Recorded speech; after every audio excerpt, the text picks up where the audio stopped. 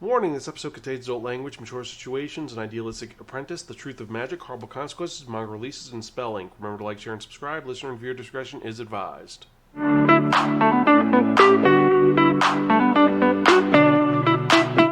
Hello and welcome to another episode of the Spiraken Manga Review. I'm your host Zen, saying konnichiwa, aloha, buongiorno, and what's up? Hope you're doing well and hope you're excited for another fun-filled episode of this awesome podcast you can find at www.spiraken.com. We're also on Facebook, Twitter, Instagram, Spotify, YouTube, and various other social media sites. Just type in SPIREKN and guarantee you find us one way or the other.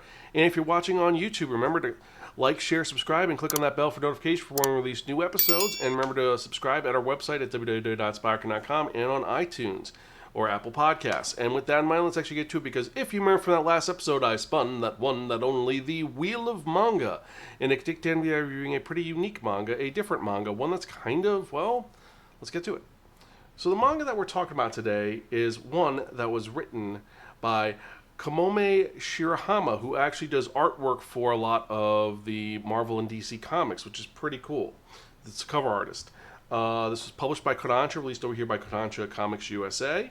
It was released in Morning 2 magazine, originally in 2016. It is still coming out with 13 volumes. It is not complete yet. There is an anime coming out eventually. It's currently on weird hiatus, but we're going to wait and see when that comes out. It is a fantasy series that is a seinen series that's original title was Tongari Bōshi no Atorie, but it is known in English simply as Witch Hat Atelier. And Witch Hat Atelier is a very unique story about the desire for magic and the cost of getting what you wish for. To go further into it, this manga is the story, like I said, about a young girl whose name is Coco. And Coco's dream in life, the one thing she wants is to learn magic, because in the world that she inhabits, magic does exist. There are wizards that are everywhere and witches that do magic powers, and only they can use magic. And she's entranced by this because when she was younger, she saw some beautiful magic and she wants to learn it, but she is a normal person, or what the witches call an outsider, so she can't really use any magic, or so she thinks. Her main life is working at a tailor shop with her mother, where she loves her mother. Her mother is the most important thing in her life, and she helps around, but occasionally unique things do happen. And she gets a witch whose name is Quife going there to, well, he's there for reasons, and she ends up talking to him about magic because she's fascinated by the subject, how interesting it is, and he is more impressed with the fact that she is able to do stuff with her own skills. She's able to make perfect lines because she is a tailor. She was trained to be a tailor. She can fix clothes, she can make repairs, she can mend things, and it's her own type of magic, which is beautiful. And he compliments her about it, but she's more excited about, being able to make things fly, blasting things, doing this and that. And she tells Quife that apparently when she was younger, when they went to the city, a mysterious figure gave her a book saying, anyone can do magic. Here is a book for you, and gave her a pen. She didn't know what the deal with that was, but he was interesting and different, even though he had a weird veil on his face. And Quife is pretty, well, he's like, this is kind of interesting, but I'd like to know more. But as they're talking, an incident occurs. Something pretty bad happens, and Quife has to do some magic to fix the day. So he tells Coco, listen, I'm going to fix this, but I need to go somewhere private because the magic can be pretty powerful and can hurt somebody. So she wants to watch him do his magic, but he's saying, you can't watch. So she begrudgingly listens and kind of nods her head and does this. The only problem is that when she eventually does succumb to her own curiosity, she finds out the unique truth. And what is the unique truth? Is that magic is a con. Anyone can use magic. Magic is super simple to do. It is, you have to use a pen with specific ink to draw spells. Based on how the drawing of the spell is, magic happens. So literally anyone can do that. And as I said earlier, she was given a pen that looks like a magic wand and a book with a bunch of seals on it. So because of this, she's intrigued and wants to know more. The fact is, it's super simple and easy to make spells. This is great. She's going to do great things. And she even brings up the fact that her mother says, you can't be a magician, you can't leave. And she wants to stay with her mother because she loves her mother, even though she really wants to learn magic. So she's going to explore on her own and work on this. Big mistake. As she's experimenting with this, she doesn't know what these spells do. And this is a pretty important book. Unfortunately, when she uses the book, magic happens. She's able to make a small little thing happen by copying the spell. And she figures out some basic knowledge, like the bigger the circle is, the more powerful the spell, the smaller the circle, least powerful, and based on little things she's teaching herself. However, be careful what you wish for, because if you don't know how to use magic, bad things happen. And for her, she copies a spell that she doesn't know in the book, which has no writing or reasoning. And Queefrey, who has left the shop, feels the magic building up and runs back because she did something bad. The translation, she done fucked up. And, well, this spell causes a horrible incident to happen. And what is this incident? Well, she ends up destroying the book that she had copied so no one can know what the spell is, so she can't find what the antidote to the spell is, and it causes a huge explosion to envelop her home, her mother's shop, and her mother, turning them all to crystal. And this is really bad because, like I said, she just essentially turned her mother to stone. And there is no way to fix it because she lost the book. The book is currently encased in stone. They can't get back into it. So, according to Queefrey, there's two options. Option number one, she can go to the knights, who are the enforcement of the witch community, and they're going to wipe her memory, so she'll never remember she had magic, and she'll never remember her mother again. And option number two is that she can join Queefrey's Atelier, his school of magic, his home. He will apprentice her and teach her how to use magic so they can fix the problem. And that's the only way to save her mother. And she ends up deciding to become a witch. And she's going to go through the trials and tribulations of becoming a witch while trying to discover her magic and deal with the fact that she is an outsider in this world where technically she should not have had her mind erased. And most of the community wants her mind erased or looks down upon her while she is trying to better herself. And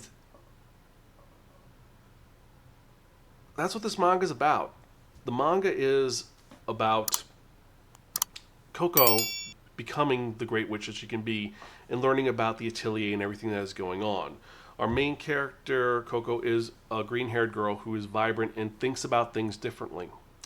A lot of people are in the world and they do their magic in specific ways. They follow things, and because she's an outsider, she's able to think outside the box in different ways. And also the fact that she is someone who is a tailor, she can utilize that in very good ways. Like her speciality by volume 3 is literally I can draw a straight line perfectly, which no one else can do because she's used to marking down clothes to cut them, to score them.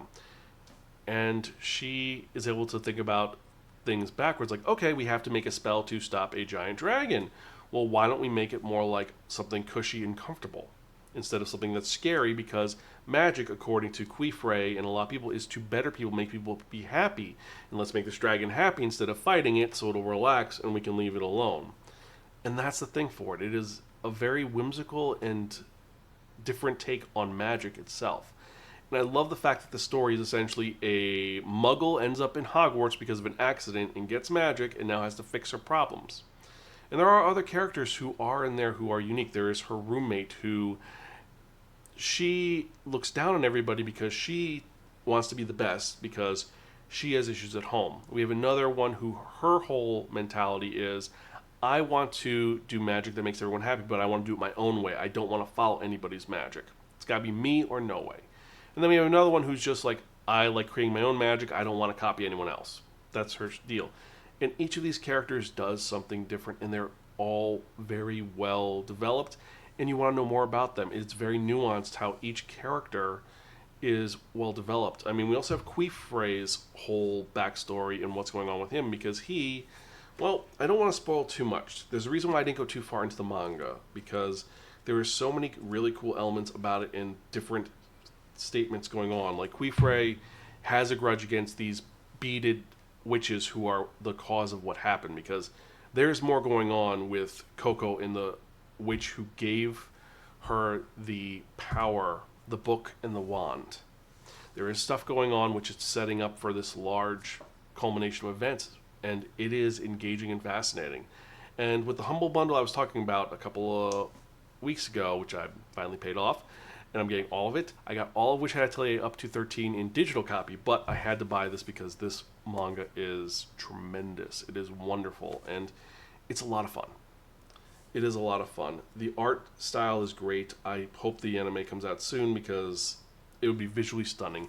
And the magic system is unique. It is seals and drawing, and there are a bunch of rules which they get into later volumes about how to use magic. Like, you cannot let someone else see it. So most wizards have big cloaks, and they have little rings and little notepads that they're able to use under the cloak. So magic appears, but no one sees you do it. Also, there's a whole ranking system of magic on how to become an apprentice and moving forward to becoming your own independent witch. In the first volume, we go over the first trial, which is kind of insane for a beginner, but of course our main character is really good at it. But then we have other trials going on, one which is to be able to use magic in public. You still have to hide your magic, but you could use it in the outside world. Next one is being able to be given permission to do trials. It's a very well-developed world, and I actually love this manga. And for that reason, I have to give this our highest rating, and you know what I'm talking about. I am talking about really, really cool. Read this now. It is a great manga with action, adventure. There's some... It's not implied, but there is a... You can infer there's a romance between Queefre and his roommate slash minder, Ofri.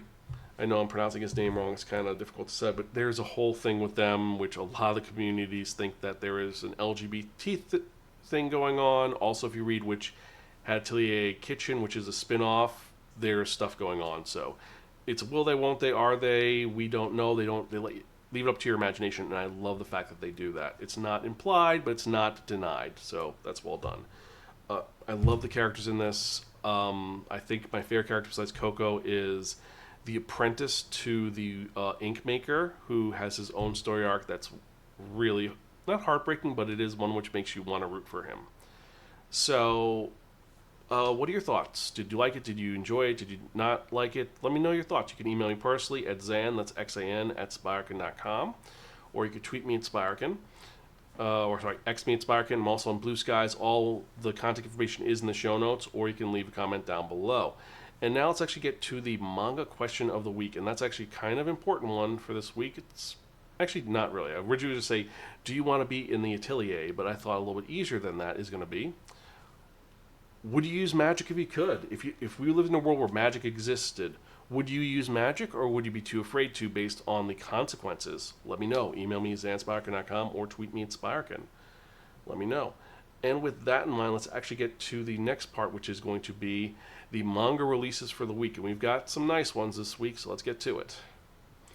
First off, starting from the top, we've got 365 Days to the Wedding, Volume 2. I picked this up immediately because I loved that manga so well, because it was such a fun read, and we talked about that earlier. So that came out this week. Then we had Akane Banashi, Volume 4. Alpi and the Soul Seeker, Volume 2.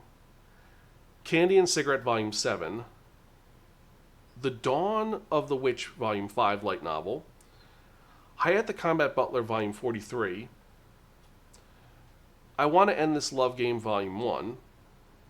I was reincarnated as the 7th Prince so I can take my time perfecting my magical ability, Volume 10, the manga.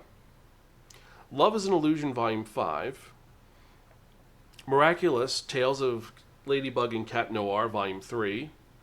My Isekai Life, Volume 11. Past the Monster Meat, Milady, Volume 2. Plus-Sized Elf, Second Helping, Volume 2. Punch Drunk Love, Volume 1. Sakura Saku, Volume 2. Saving 8,000 Gold in Another World for My Retirement, Volume 5, the manga. Sleepy Princess in the Demon Castle, Volume 23. Status Royale, Volume 1. The Girl I Like Forgot Her Glasses, Volume 8. The Great Yokai War Guardians, Volume 2. The Villainess Who's Been Killed 108 Times, She Remembers Everything, Volume 2. The White and Blue Between Us manga. And then last and not least, we have Welcome to Demon School Iruma-kun, Volume 6. And so these are the manga releases for the week. Which ones are you most excited about? Let me know. Me personally, my top 5 for the week are going to be 365 Days to the Wedding, Volume 2. Like I said, I just picked it up. I'm loving where this series goes, and we're getting more into their weird relationship. Candy and Cigarettes, Volume 7. This is a weird guilty pleasure about a guy who's trying to pay for his grandson's operation and a girl who is really psychotic. I Want to End This Love Game, Volume 1. Seems engaging. Past the Monster Meat, Milady, someone has actually commented on, and I was actually really excited to check this out. So we're going to see how it goes. And then Status Royale Volume 1, well, it looks kind of cool. So which ones are you excited about? Email me zanspirekin.com or tweet me at Spiraken. And beforehand, with that in mind, before we go any further, I'd like to thank you all for checking out this podcast. I appreciate each and every one of you. Every email I get, every comment I get gives me more incentive to do this podcast, and I love doing this. I'm going to keep doing this so I'm an old man who has to read manga with thick glasses and large print manga, and I'm being bothered by a cat today, and I'm going to leave this in because cats are awesome and Maddie is awesome. So, thank you so much. Remember to like, share, subscribe, and let's get to that part that you have all been waiting for, the most popular part of this podcast. And what are we talking about? We are talking about that one, that only. Hold on one sec. Gotta take a second because we do have a cat here, but yep. The Wheel of Manga! Yes, friends, the Wheel of Manga, except no substitute. Now, what is the Wheel of Manga? The Wheel of Manga is a Wheel of Fortune with 10 slots on. And what I've done is I've assigned a manga title to each of the 10 slots. So what we're going to do is we're going to spin the wheel. Whatever number it lands on, the manga that's in that spot is the one I'm going to review in the next episode of the Spiraken Manga Review, episode 545. It's been quite some time. We're going to spin, see what we're going to review the next episode. I've got some great titles on here, but let's spin and see what we're going to do.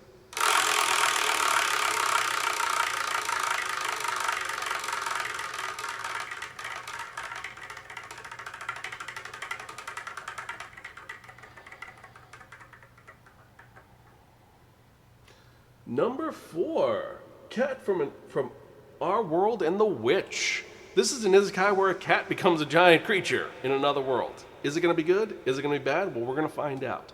But anyway, I hope you enjoy this episode. As usual, I am your host, Zan. I am Gonzville. I'll catch you guys next time, and keep reading manga. See you later.